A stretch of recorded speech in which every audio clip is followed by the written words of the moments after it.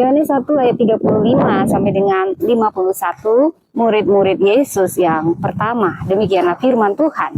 Pada keesokan harinya, Yohanes berdiri di situ pula dengan 2 orang muridnya.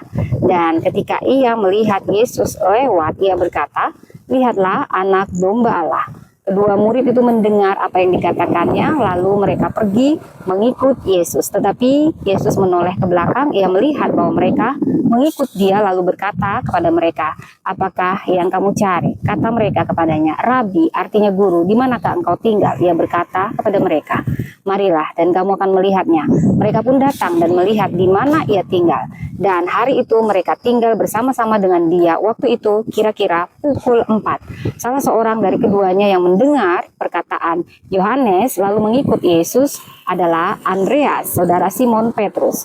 Andreas mula-mula bertemu dengan Simon, saudaranya, dan ia berkata kepadanya, "Kami telah menemukan Mesias," artinya Kristus.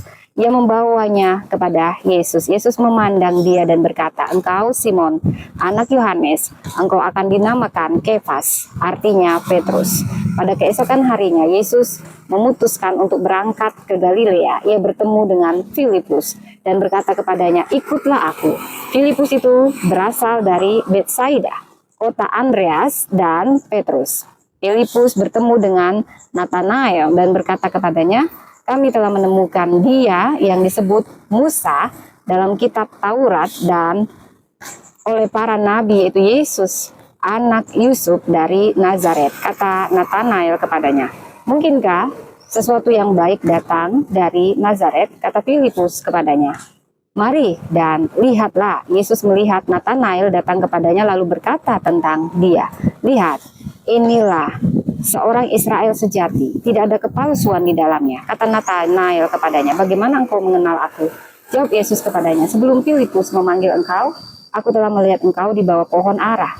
Kata Natanael kepadanya, "Rabi, engkau anak Allah, engkau raja orang Israel." Yesus menjawab, katanya, "Karena aku berkata kepadamu, aku melihat engkau di bawah pohon ara, maka engkau percaya. Engkau akan melihat hal-hal yang lebih besar daripada itu." Lalu kata Yesus kepadanya, "Aku berkata kepadamu, sesungguhnya engkau akan melihat langit terbuka dan malaikat-malaikat Allah turun naik kepada anak manusia." Demikianlah firman Tuhan. Tuhan memberkati.